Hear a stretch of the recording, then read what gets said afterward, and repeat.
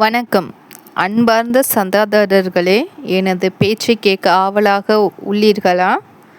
கப்பலின் இன்ஜினை எவ்வாறு மாற்றுவார்கள் என்பது பற்றி தகவல் பார்க்கலாமா? கப்பலின் இன்ஜினை மாற்ற முதலில் பழைய இன்ஜினை பார்த்து அகற்றி பின்னர் புதிய இன்ஜினை அதன் இடத்தில் பொருத்துவார்கள். இது கப்பல் கட்டும் தளத்தில் அல்லது கப்பல் துறைமுகங்களில் உள்ள பெரிய கிரெயின் உதவியுடன் செய்யப்படுகிறது. கப்பலின் இன்ஜின் அதன் அளவை பொருத்த 3 வெவ்வேறு பிரிவுகளாக பிரிக்கப்பட்டு அல்லது முழு சட்ட சபையாக பொருத்தப்படலாம்.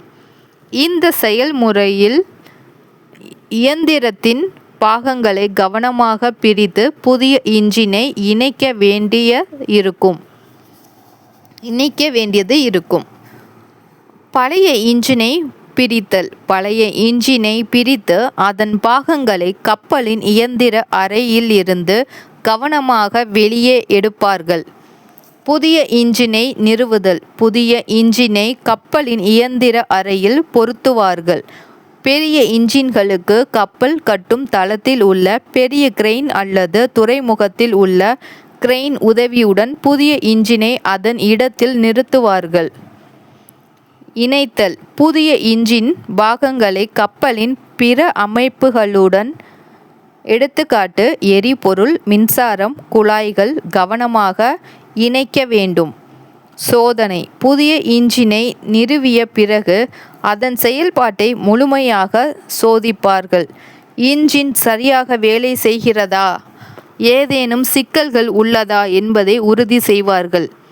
இந்த செயல்முறை மிகவும் சிக்கலான மற்றும் பெரிய வேலையாகும். இது கப்பல் கட்டும் தளங்கள் அல்லது பெரிய துறைமுகங்களில் நிபுணர்களின் உதவியுடன் மேற்கொள்ளப்படுகிறது. நன்றி.